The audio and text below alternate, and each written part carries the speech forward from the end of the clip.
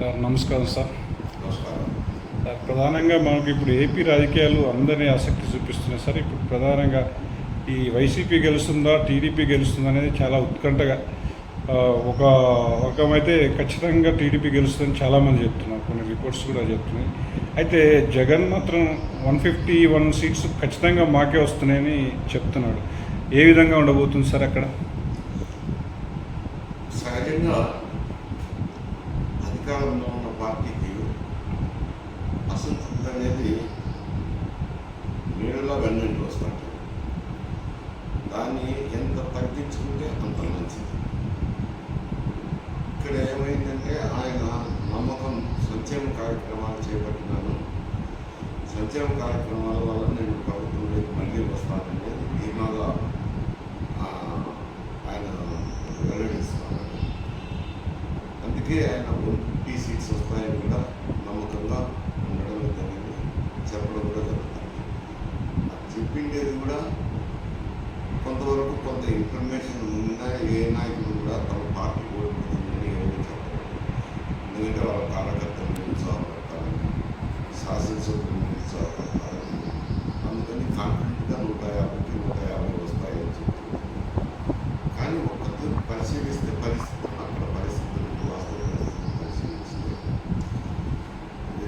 జనసేన తెలుగుదేశము కూటమిగా ఏర్పడక ముందు వీళ్ళు వాళ్ళు కలుస్తారా, సీట్లు ఇన్ని తక్కువ అని జనసేనలో కూడా లుకులుకలు ఉన్నాయి. అవి ఉండగా వాళ్ళ పరిస్థితులు ఏమర్థం చేసుకున్నారో సీట్లు 30 సీట్లకే అంగీకరించారు.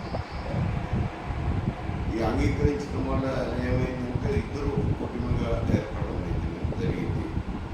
ఆ కూటమి ధ్యేయం కూడా ఏం చెప్తా వచ్చినారు అంటే వైఎస్ఆర్సీపీకి వ్యతిరేకమైన ఓటు చీల ఉందండి. నేను ఎందుకంటున్నానంటే జనరల్గా అసంతృప్తి ఉంటుంది కదా, దానికి వ్యతిరేకమైన ఓటు ఉంటుంది కదా, వాళ్ళు కూడా అదే వీళ్ళనే వ్యతిరేకమైన ఓటు చీల ఉంటుంది. ఈ సంక్షేమ కార్యక్రమాల మీద ఎక్కువ నమ్మకం పెట్టుకున్నారు. కానీ ఉండేది ఏమిటంటే ఈ వ్యతిరేకమైన ఓటు చీలకుండా ఉండడం ఒక కారణం అయితే, రెండోది సంక్షేమ కార్యక్రమాల్లో కొన్ని నిబంధనలు పెట్టారు. అర్జీదారుల కోసం నిబంధనలు పెట్టినప్పుడు ఒక 50% మందికే వస్తాయి ఈ లబ్ధి సంక్షేమ కార్యక్రమాల్లో. ఒక 50% మందికి రాదు. రాని వాళ్ళు ఏమంటారంటే వాళ్ళకు వచ్చి మాకు రాలేదని ఒక అసంతృప్తి. సంక్షేమ కార్యక్రమాలలో లబ్ధి పొందిన వారి విషయం ఎంత ఉంది ఏంటంటే వారిలో కూడా ఎక్కువ మంది ఎవరో ఒకరి ఇంట్లో మందు సేవించే వాళ్ళు ఉంటే ఆయన మేనిఫెస్టో ముందర కూడా చెప్పారు జగన్మోహన్ రెడ్డి గారు, ఏమని, నేను మద్యపాన నిషేధాన్ని అక్షరాల వారిగా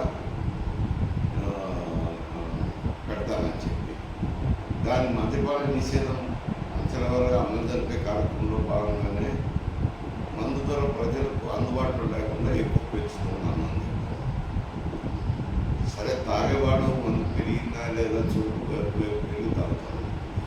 ఈ లబ్ధిదారులు ఎవరైతే వచ్చింటారో వాళ్ళ ఇళ్ళల్లో ఎవరో ఒకరు ఉన్నారు తాగే వ్యక్తి. మద్యం షాప్కి వెళ్తే మద్యం షాపులో పలానా బ్రాండ్ అనేది దొరకదు.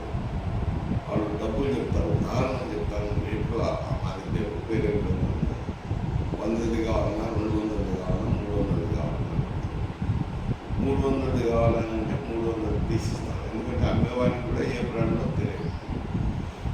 300 మళ్ళా మరుసటి రోజులు 300 అడిగితే వేరే బ్రాండ్ వస్తుంది. ఎందుకంటే ఇక్కడ 3 లైన్లు కూడా ప్రభుత్వం చేతిలోకి పోయినాయి. డిస్టిలరీస్ అన్నీ ఉన్న డిస్టిలరీస్, ఆంధ్రప్రదేశ్లో ఉన్న డిస్టిలరీస్ అన్నీ ఆయన అన్యాయాలకు ఆయనకు భాగాల్లో ఉన్నాయి డిస్టిలరీస్. తర్వాత ఆ డిస్టిలరీస్ తయారైన మద్యం కొనేది ఎవరు అంటే బ్యూరేజ్ కార్పొరేషన్. బ్యూరేజ్ కార్పొరేషన్ కూడా ప్రభుత్వ ఆధీనంలో ఉన్న సంస్థ. అమ్మేవాళ్ళు ఎవరు అంటే బ్రాంతి షాపు ప్రభుత్వం చేతులు. 3 కూడా వారి ఆధ్వర్యంలోనే నడుస్తున్నాయి.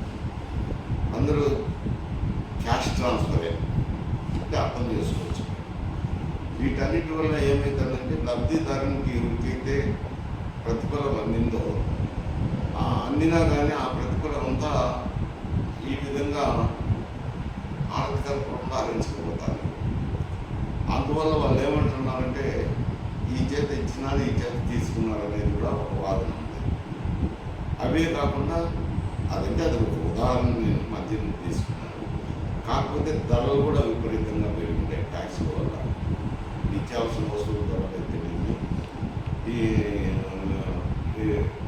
ఏదైనా కొనుగోలు చేయాలన్నా ప్రతిదాని మీద జిఎస్టీ కానీ డీజిల్ పెట్రోల్ మరీ వ్యాట్ ఎక్కువ ఆంధ్రప్రదేశ్లో. ఇవి ప్రతి ఒక్కరూ వాహనం ఉపయోగిస్తుంటారు. ఏదో ఒక వాహనం టూ వీలర్ ఏదైనా వాహనం ఉపయోగించినప్పుడు డీజిల్ పెట్రోల్ ధరలు కూడా అత్యధికం ఎక్కడ దేశంలో లేనంత వ్యాట్ విధిస్తారు. దానివల్ల ఏమవుతుంది ఏంటంటే మనిషికి లబ్ధి చేకూరిన ఆ లబ్ధి వల్ల వాళ్ళకు జీవనోపాధి పెరగడం కానీ నిలదొక్కుండడానికి అవకాశం కానీ లేకుండా పోవడంతో వాళ్ళ లబ్ధి పొందిన వాళ్ళు కూడా అసంతృప్తిలో ఉంటారు. దానితో ఇప్పుడు చట్టం తీసుకొచ్చారు. ఏమిటి అంటే ల్యాండ్ టైటిల్ యాక్ట్ అని ఒకటి తీసుకొచ్చారు. పాస్ పుస్తకాల మీద ముఖ్యమంత్రి గారి భూమి ఉండడం, ఆ సర్వే చేసిన వాళ్ళ మీద కూడా ముఖ్యమంత్రి గారి భూమి ఉండడం, వారు ఇప్పుడు రిజిస్టర్ చేస్తే ఒరిజినల్ వాళ్ళ దగ్గరే ఉంటారంట, నకలు మాత్రం ఇస్తారంట. దీని మీద లేనిపోయిన అనుమానాలు రైతాంగంలోనూ భూములు ఉన్న వాళ్ళలో అనుమానాలు. ఏమన్నా మా భూములు ఏమైనా ఈయన ప్రభుత్వం తరఫున తాకట్టు పెట్టి అప్పులు చేస్తారేమో అనే ఒక భావన కలుగుతాయి. రకరకాల ఆలోచనలు, దురభిప్రాయాలు కలుగుతాయి. ఇటువంటి కార్యక్రమాలన్నిటి వల్ల కొంత అసంతృప్తి అయితే రావడం జరిగింది. పోను తెలుగుదేశం పార్టీ, జనసేన, ఎన్డీఏ కూటమి ఉన్నారు. బీజేపీని కూడా చేర్చుకున్నారు. బీజేపీ చేర్చుకునే దానివల్ల కొంత మేరకు వైసీపీకే లాభం జరుగుతుంది. ఎందుకంటే రాయలసీమ ప్రాంతంలో మైనార్టీ ఓట్లు ఉంటాయి. కడప పార్లమెంట్ కానీ, రాజంపేట పార్లమెంట్ కానీ, కర్నూలు కానీ, నంద్యాల కానీ, అనంతపురం కానీ, కొంచెం హిందూపురంలో తక్కువ ఉంటుంది. తిరుపతి, నెల్లూరు నుంచి కొంత తక్కువ ఉంటుంది. నెల్లూరు నుంచి ఒక 8 నియోజకవర్గాల్లో మాత్రమే మైనార్టీల ప్రభావం ఉంటుంది. శ్రీకాకుళం నేను ఎప్పుడు బీజేపీని చేస్తున్నారో అది వ్యతిరేకం అవుతుంది. వాళ్ళు ఎందుకంటే బీజేపీ అంటే ఇష్టపడరు. కానీ ఇక్కడ పెక్యులర్ సిచ్యువేషన్ వచ్చింది. ఇది రాయలసీమ ప్రాంతంలో కూడా వారు మాట్లాడే మాటలను బట్టి ఏమంటున్నారంటే ఇద్దరూ మోడీ దగ్గరికి వెళ్ళేవారే కదా, ఏముంది దాంట్లో అని కొంచెం క్లాసు గుర్తు వచ్చిన చోట, సైకిల్ గుర్తున్న చోట 20%, 30% తెలుగుదేశం, జనసేన అభ్యర్థులు కూడా చీలిపోయింది. కమలం గుర్తు వచ్చిన సీట్లు మాత్రం అంటే బీజేపీ కూటమిలోకి వచ్చిన బీజేపీ సీట్లు మాత్రం అక్కడ మాత్రం మైనారిటీస్ పూర్తి వ్యతిరేకంగా చేశారు. ఈ కారణాలన్నింటి వల్ల బట్టి చూస్తే ఏ విధంగా చూసినా కానీ కొంచెం ఎన్డీఏ కూటమికే అడ్వాంటేజ్ ఉంది. వైసీపీ కంటే కూడా ఎన్డీఏ కూటమికే అడ్వాంటేజ్.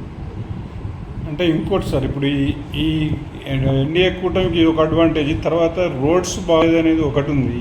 మీరు ఇందాక చెప్పినట్టుగా మద్యం కూడా ఒక బ్రాండ్, వీళ్ళు అడిగిన బ్రాండ్లు ఏది ఇవ్వకుండా సొంత బ్రాండ్ ఇస్తున్నాడు. దానివల్ల కూడా కొంతమంది ప్రజలు కొద్దిగా ఎక్కువ ఆ తాగి కూడా కొంతమంది చనిపోతున్నారు అనేది కూడా ఒక వార్త వచ్చింది. వాస్తవమేనా సరే? దీని మీద పూర్తిగా ఆయన అధికారాన్ని సంక్షేమం మీదనే దృష్టి పెట్టారు. సంక్షేమం ఫలితాల వల్ల వాళ్ళ కుటుంబాలు అభివృద్ధి చెందలేదు, కానీ వాళ్ళకి ఈ విధంగా నష్టపోవడం అంటే జరిగింది, మేలు జరగలేదు. ఈ రోడ్ల అభివృద్ధి ఇవన్నీ కూడా గుంపడిన మాట వాస్తవమే, అది కాదంటే సత్యం అంట. అందువల్లనే అసంతృప్తి అనేది వస్తుంది. అసంతృప్తి వల్లనే వీళ్ళు తెలుగుదేశం పార్టీ కూడా కొన్ని కార్యక్రమాలు మేనిఫెస్టోలో ప్రకటించినారు. అవేమిటంటే ఏదో 3 సిలిండర్లు ఇస్తామని, ఉచిత ఆర్టీసీ బస్సు ప్రయాణం అని, అటువంటి 6 స్కీములు ఇచ్చినారు. వాటి వల్ల కూడా కొందరు అట్రాక్ట్ అవుతున్నారు. ఈ కారణాలన్నింటి వల్ల కొంత ఎన్డీఏ కూటమికి అడ్వాంటేజ్ ఉంటుంది అనేది. ఇంకోటి సార్, ఇప్పుడు మన ముఖ్యంగా ఈ కాపులు ఉన్నారు కదా సార్, కాపులు ఎప్పుడు కూడా జనరల్గా జగన్ వైపే ఆ ముద్రగడ్డ పద్మనాభం ఎటు ఉంటే అటు అన్నట్టుగా కొద్దిగా ఉండేది. కానీ ఈసారి కొంచెం కాపులు కూడా ముద్రగడ్డ వైపు లేకుండా ఎగనెస్ట్గా కొంత ఇటు కూటమి వైపే ఎక్కువ మొగ్గినారని అంటున్నారు. అది ఎంతవరకు నిజం? ముందైతే వాస్తవంగా జనసేన పార్టీ స్థాపించినప్పుడు కొంత కాపుల్లో లుకలుకలు అన్నమాట వాస్తవమే, కాదని నేను చెప్తాను. ముఖ్యమంత్రి ఇస్తారా, మనం కలుసుకుంటే ముఖ్యమంత్రి ఇస్తారా అనేది ఒకటి. తర్వాత ముఖ్యమంత్రి పోయిన తర్వాత సీట్లు తక్కువ ఎందుకు తీసుకోవాలా అనేది, మళ్ళీ అది పోయిన తర్వాత ట్రాన్స్ఫర్ అవుతుందా లేదా అనేది కాపులకు కమ్మలకు ఇంతకుముందు ఆ రంగా హత్య కేసు అప్పుడు కొంత వైషమ్యాలు అన్నమాట వాస్తవం. అవి విచారించాం ఏమి అని, ఎందుకంటే స్నేహితులు ఉంటారు కాబట్టి ఏమి ఎట్లా ట్రాన్స్ఫర్ అవుతారా ఓట్లు వీళ్ళు జనసేన తెలుగుదేశం కలిసిన లేదు ట్రాన్స్ఫర్ అవుతాయి అని నేను అన్నారు. ఎందుకు అని కూడా అడిగితే లోకల్ బాడీ ఎలక్షన్లో వైఎస్ఆర్సీపీకి వ్యతిరేకంగా ఉంటారు కదా స్థానిక నాయకులు, కమ్మలు కాపులు కలిసి పోటీ చేశారు. పోటీ చేసిన దానివల్ల ట్రాన్స్ఫర్ అయ్యేదానికి అవకాశాలు ఉన్నాయి. తర్వాత వాళ్ళకున్న ఆర్థిక పరిస్థితి, అంగబలం, ఎందుకంటే ఇప్పుడు రాజకీయ పార్టీలన్నిటికీ ఎంతో కొంత శాసనసభకు నిలబడిన అభ్యర్థులకు సాయం చేయాల్సి ఉంటుంది. రెండోది అభ్యర్థులు కూడా డబ్బు కొంచెం కోట్లలో పోయింది, లక్షల్లో లేదు కానీ కోట్లలో ఉంది. ధన ప్రవాహము ఖర్చు పెట్టాల్సింది. చూస్తే కింద చూస్తే ఒక్కొక్క ఓటుకు 2,000 రూపాయలు ఇచ్చి 2 పార్టీలు ఇచ్చారు. ఎన్డీఏ కూటమి ఇచ్చింది, వైఎస్ఆర్సీపీ ఇచ్చినారు. అంటే దాదాపు ఒక్కొక్క నియోజకవర్గంలో 60 కోట్ల రూపాయలు ఖర్చు అవుతుంది. అట్లా పార్టీలను కలుపుకొని అయితేనేమి, అభ్యర్థులు పెట్టింది అయితేనేమి, ఎంపీ అభ్యర్థులు ఇచ్చింది అయితేనేమి, ఇవన్నీ కలుపుకుంటే ఏదో వేల మీద లెక్కించవచ్చు. 1000 రూపాయలు, 1500 కలిసిందంటే నియోజకవర్గాలు వేల మీద లెక్కించవచ్చు. మెజారిటీ అయితే 2,000 రూపాయలు పంచినారు. వీటన్నిటిని దృష్టిలో పెట్టుకొని వాళ్ళు కూడా మన ధనబలం ఏమిటి, మన శక్తి ఏమిటి అని తుదకొచ్చేసరికి కాపులంతా జనసేన కిందనే ఎక్కువైనా. ముద్రగడ ఒకవేళ సీటు వెళ్ళిపోయినా ఆయనంట కాపు కూడా తప్పలేదు. జనసేన వెంటనే కాపు కూడా ఉంది. అలాగే రాయలసీమలో బలిజపురం కూడా పవన్ కళ్యాణ్ వైపే మొగ్గినారు తుదకు. అందువల్ల ఈ కారణాలన్నిటి వల్ల వాళ్ళు ఏకమైనారు, ర్యాలీ అయినారు జనసేన. అంటే ఒకప్పుడు ఈ ముద్రగడ్డ పద్మనాభం అంటే కాపులు అంటే ముద్రగడ్డ పద్మనాభం అనేలాగా ఉండే పరిస్థితి ఉండే. అంత వ్యతిరేకత ఒకసారి అంత వ్యతిరేకంగా ఎందుకు వీళ్ళు కాపులు తయారైనారు? ముద్రగడ్డ పద్మనాభం అంటే కాపుల్లో అభిమానం ఉన్నది. ఆయనకు కూడా వయసు అయిపోయింది, కొంతకాలంగా రాజకీయాలు దూరంగా ఉన్నారు. ఆయన భావాలు ఆయన వ్యక్తీకరించిన కాపులు కూడా తమకంటూ అధికారంలో ఒక పార్టీ ఉంటుంది, అధికారంలో భాగస్వాములు అయినప్పుడు తమకు కూడా ఉంటుంది. ఆయన కూడా పవన్ కళ్యాణ్ గారు కూడా వాళ్ళ ఇంటర్నల్ మీటింగ్స్లో మీరు చెప్పండి 175 కంటెస్ట్ చేస్తామంటే చేద్దాం, మనకు అంత ఆర్థికంగా కానీ అంత బలమైన అభ్యర్థులు కానీ ఇవన్నీ దృష్టిలో పెట్టుకోవాలి కదా. పెట్టుకున్నప్పుడు మనకు అంత శక్తి సామర్థ్యాలు లేవు కదా. ఇప్పుడైతే ఏదో మన సామాజిక వర్గం తరఫున ఇంత అధికారంలో ఉన్నట్టయితే అధికారంలో భాగస్వాములు మనం స్వతంత్రంగా అయినట్టయితారని చెప్పి కన్విన్స్ చేయగలిగినాను. దానివల్ల ముద్రగడ్డ పద్మనాభం చెప్పినా కానీ కాపు సామాజిక వర్గం మాత్రం జనసేన వైపు మొక్కినారు. ఇటు రాష్ట్రంలో ఉండే పనులు కానీ వీళ్ళంతా. అయితే సార్ ఇంకోటి, ఇప్పుడు ఆంధ్రప్రదేశ్లో ప్రధానంగా ఇన్ని సంవత్సరాల నుంచి కూడా ఈస్ట్ వెస్ట్ గోదావరి ఏ పార్టీ వైపు ఉంటుందో ఆ పార్టీ గెలవడం అనేది సాధారణంగా జరుగుతూ వస్తుంది. ఈసారి కూడా ఈస్ట్ వెస్ట్ ఎక్కువగా ఎన్డీఏ కూటమి వైపే ఉన్నట్టుగా కనిపిస్తుంది. ఇది వాస్తవేనా? నిజమే. నేను అక్కడ కొందరు నాయకులతో మాట్లాడినప్పుడు ఈస్ట్ వెస్ట్ కృష్ణా గోదావరి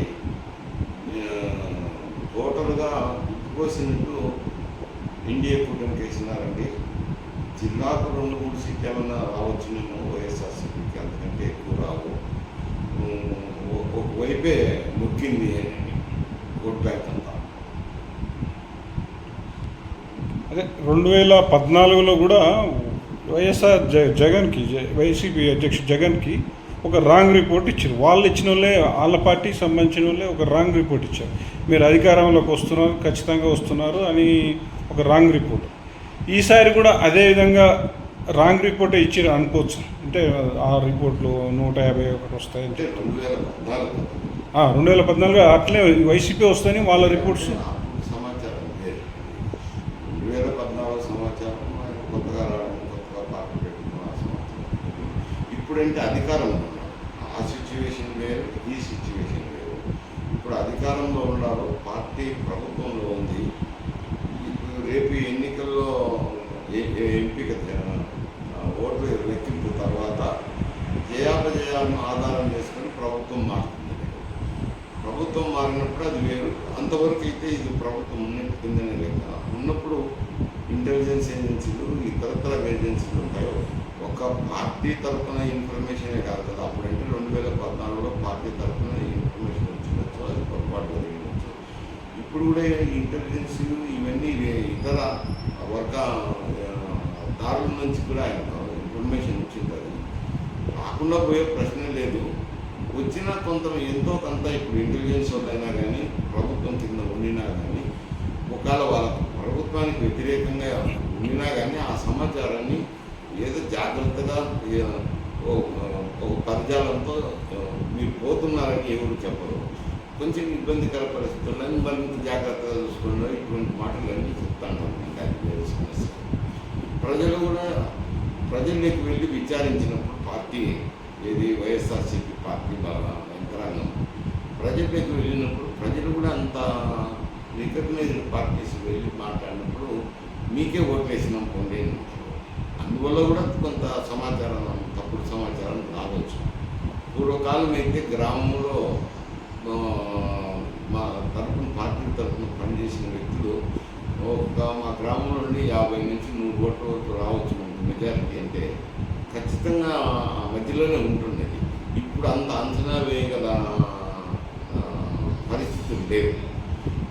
ఎందుకంటే ఓటరు కూడా డబ్బుల ప్రమేయం వచ్చింది కాబట్టి, ఇద్దరి దగ్గర డబ్బులు తీసుకుంటారు కాబట్టి ఎందుకు వచ్చిన కష్టము నష్టం ఎందుకు, ఓట్లు వేసినాక తర్వాత ఎంచుకున్నాక తెలిసిపోతుంది కదా అనేది మీకే ఓటేసినాము అని చెప్పడం వల్ల కొంత తప్పు సమాచారం రావచ్చు.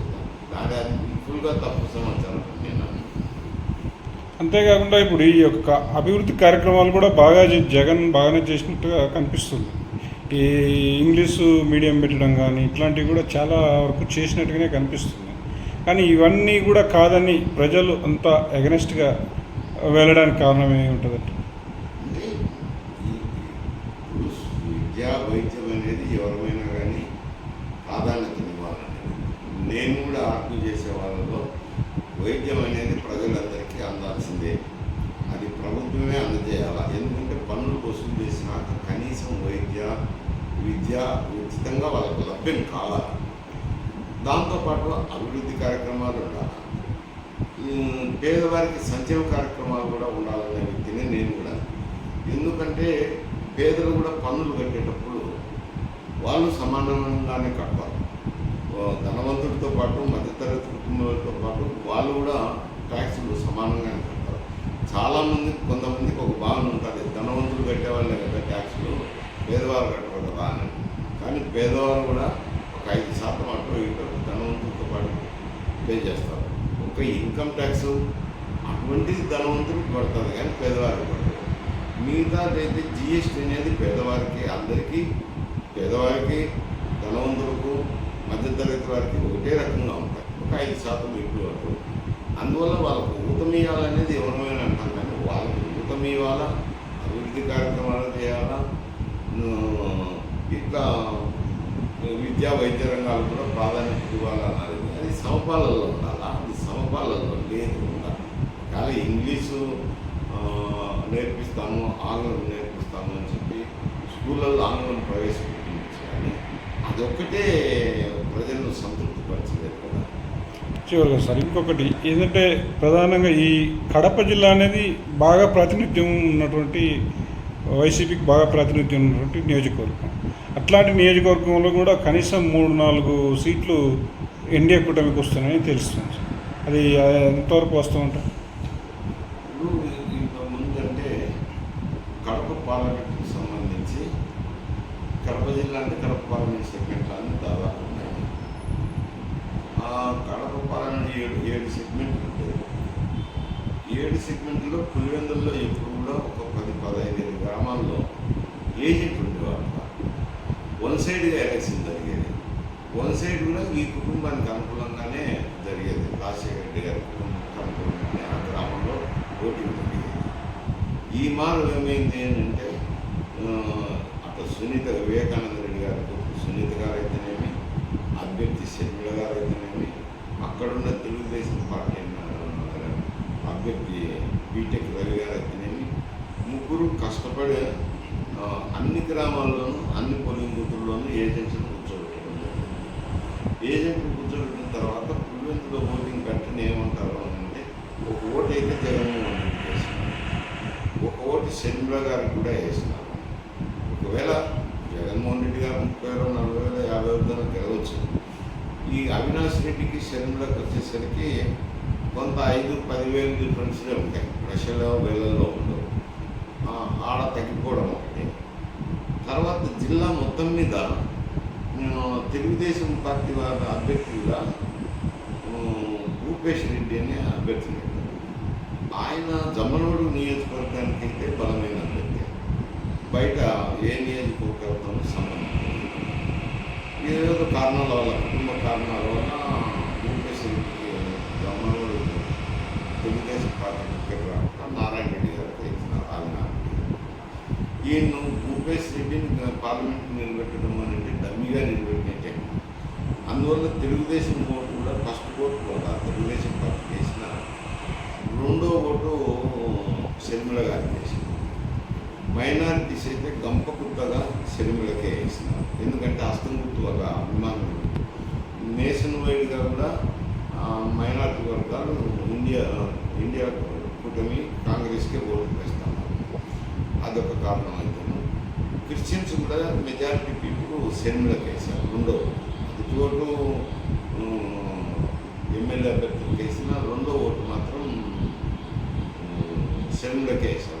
అందుకని డిపాజిట్ కూడా రాదనుకున్న షర్మిల ఈ దినం పోటీలో నిలబడినారు. ఒక 20,000-30,000తో ఎవరు గెలిచినా గెలవచ్చు. అది పరిస్థితి. అలా సీట్లు కూడా కొన్ని ఒక 3-4 సీట్లు తెలుగుదేశానికి కూడా వచ్చే అవకాశం ఉంది. లేదని కాదని సత్యం.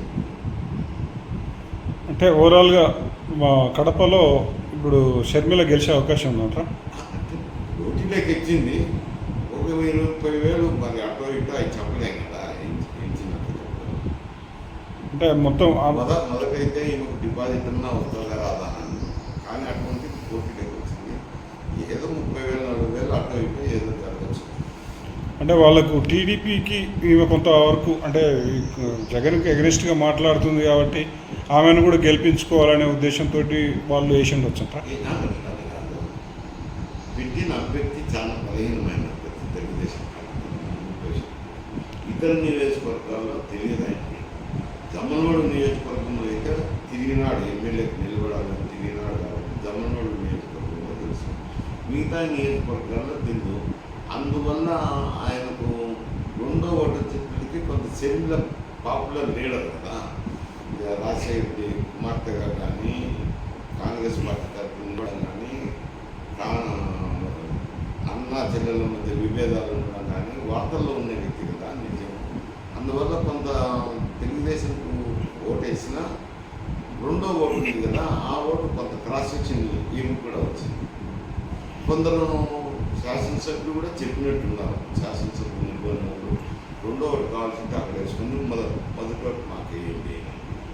అయితే ఓవరాల్గా ఎంపీ అభ్యర్థులు ఎన్డీఏ కూటమికి తక్కువ వచ్చినప్పటికీ అసెంబ్లీలో మాత్రం ఖచ్చితంగా ఎన్డీఏ కూటమికి ఎడ్జ్ ఉండే అవకాశం ఉందట. కొంత ఎంతో కొంత.